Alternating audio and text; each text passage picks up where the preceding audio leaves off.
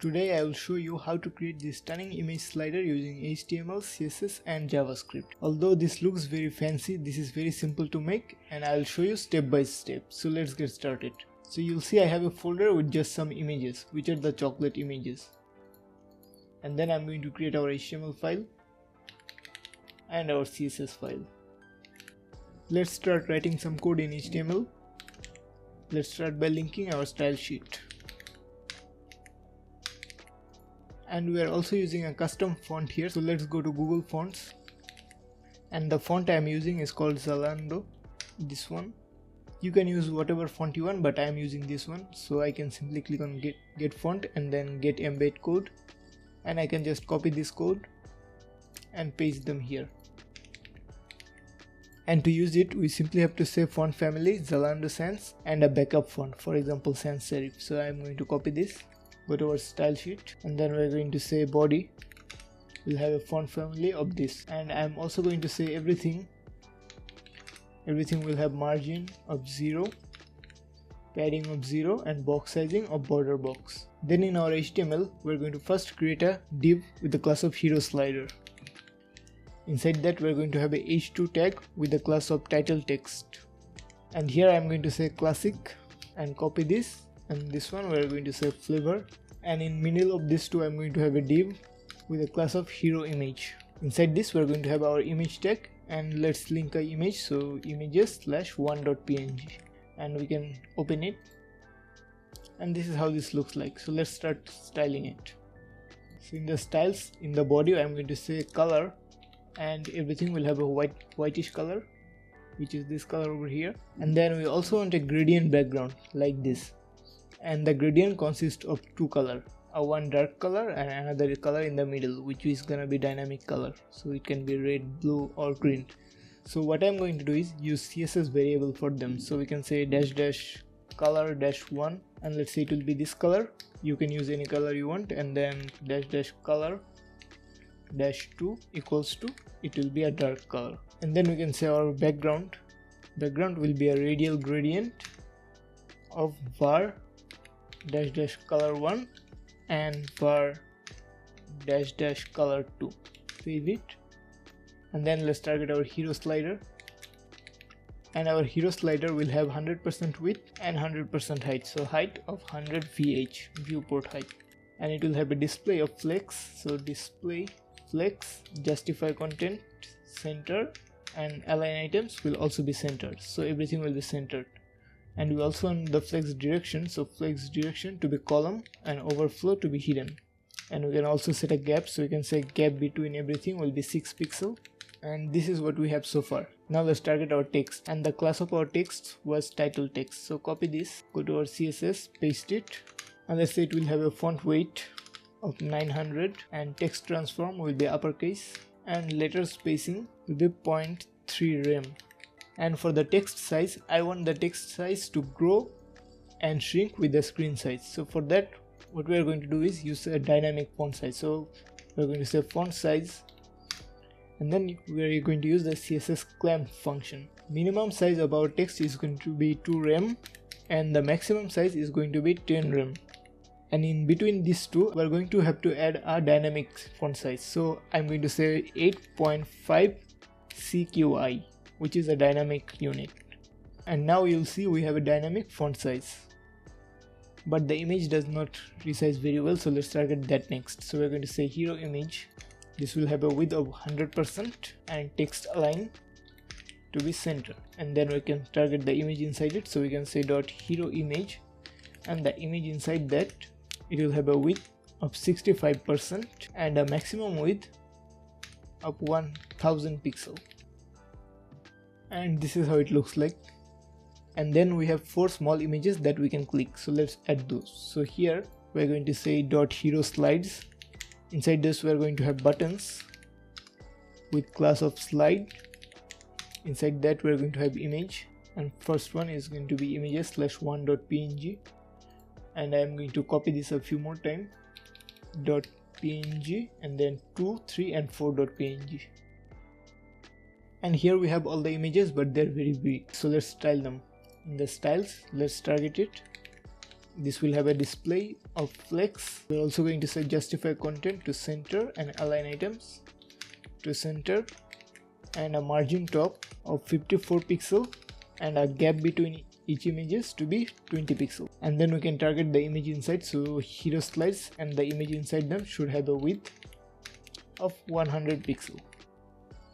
Okay, now we also don't want this background, so let's target our hero slide once again, and let's target the slide, which is the button, and the button will have a background color of transparent, and this will not have any border, so we're going to say border to be none.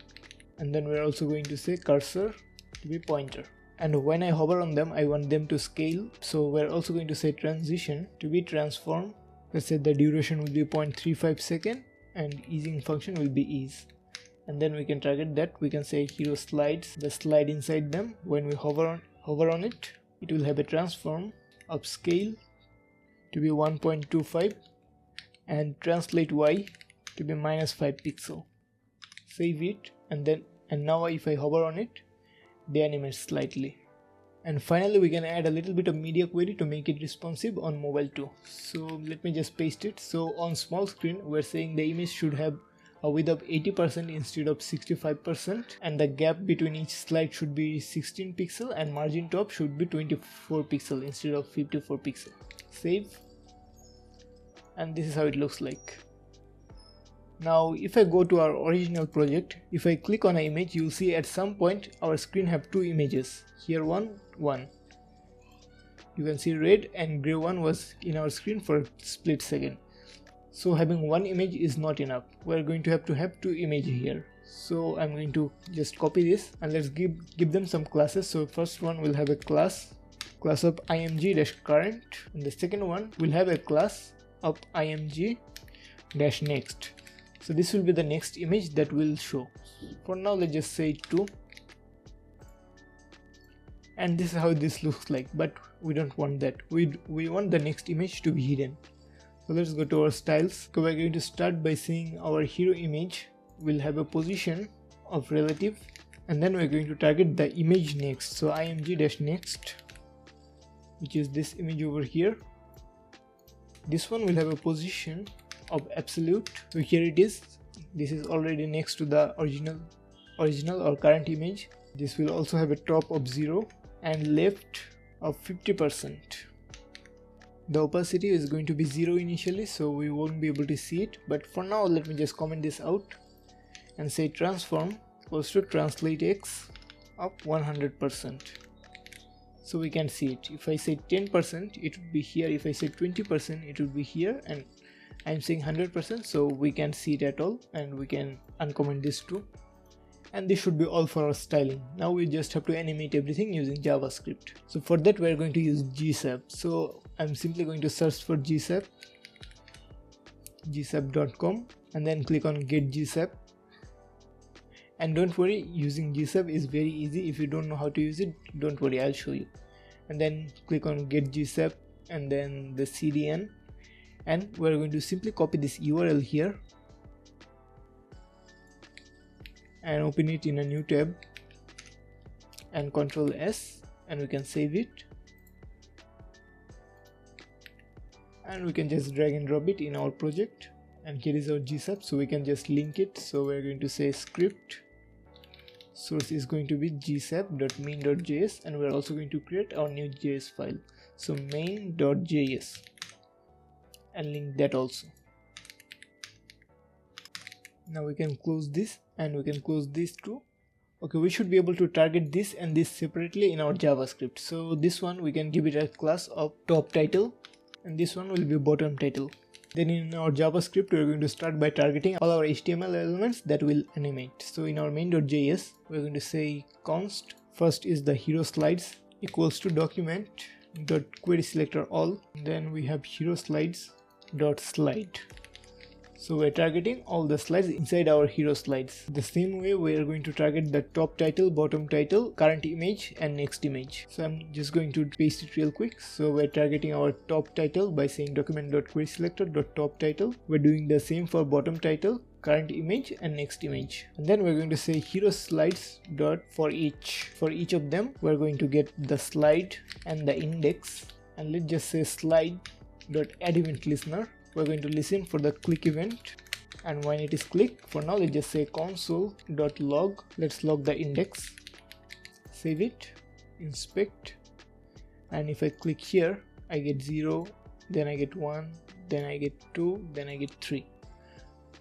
But we don't want that, we want to change our slide. So for that, first we have to declare our slides. So let's do that. So slides, it will be an array. So here I have this slides variable, which is an array of 4 objects, because we have 4 flavors. Each object has an image path, so img-1.png, 2.png, so forth. And then a title, so class, we have classic, Nutella, hazelnut, coffee, you'll have your own. And then we also have a background color, because we are also changing background color. So here we'd be able to say slide const slide equals to slides and slide at the clicked index, and then we could console log the slide, and we're getting the slide. So let's start by changing this title, so which is the top title. So we're going to say top title that inner HTML or inner text equals to slide.title. So now if I click on a flavor, the title changes. We also want the title to animate from the left to right and the bottom one from right to left. So for that we are going to use gsap. And to do that, it is very simple. We just have to say gsap.from, and the element we want to animate is top title. So top title, and then what we want to do here. So we are going to say x equals to minus 100%. So it will be at the very left side here, and then come to original position. And let's say the initial opacity will also be 0, so opacity, and then we can say the duration of our animation will be 2 seconds, and we could also say easing function will be power1.out.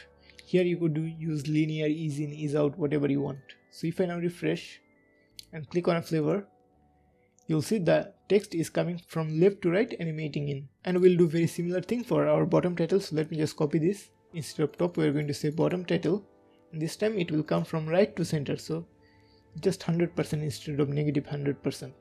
Now if I click on a flavor, both text come from opposite direction.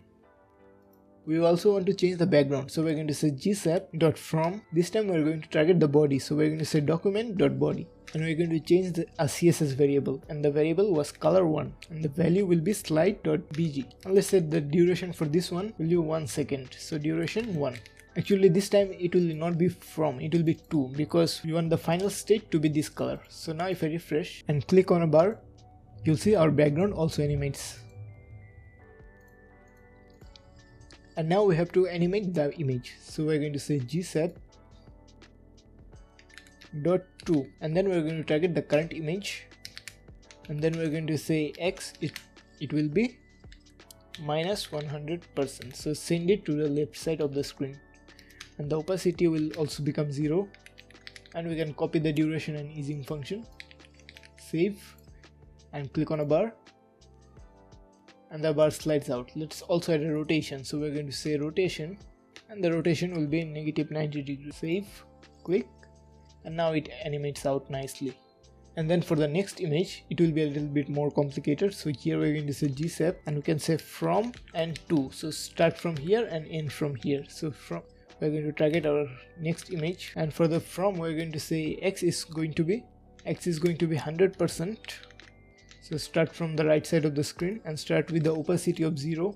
Also start with the rotation of 90 and go to x of negative 50%. So negative 50% to opacity 1 and rotation of 0. And then again we can copy this and we can paste it here. Save it, and let's click on an image. And now one bar goes out and another one comes in. But if I now click another one, you'll see the same bar is coming again.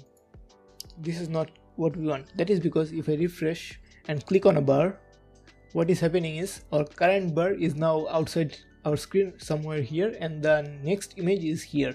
So what we want to do is, once this animation is complete, we want to reset things. So we're going to have to start by changing the next image to whatever was clicked. So here we're going to say next image dot source equals to slide.img, and now the correct image is coming in. We don't see the current one going out, so we have to do something about that. So here we're going to have to say onComplete. So when the animation is complete, execute this function. Here we're going to say current image dot source equals to slide.image. And remember, after animating, our current image is still over here, so we have to bring it here. So for that we're going to say gsap dot set. So the set will immediately set the properties instead of animating them. And we're going to target our current image, and then we're going to reset all the things we animated. So we're going to say x equals to go back to 0%, and the rotation go back to 0 degree, and opacity go back to 1. And what happened is, here we have now both current image and the next image stacked on top of each other. So let's also remove the next image over here. So we're also going to say gsap.set target the next image, and then we're going to say x to be 0%, rotation to also be 0, and opacity to also be 0. And this should be all. Let's try.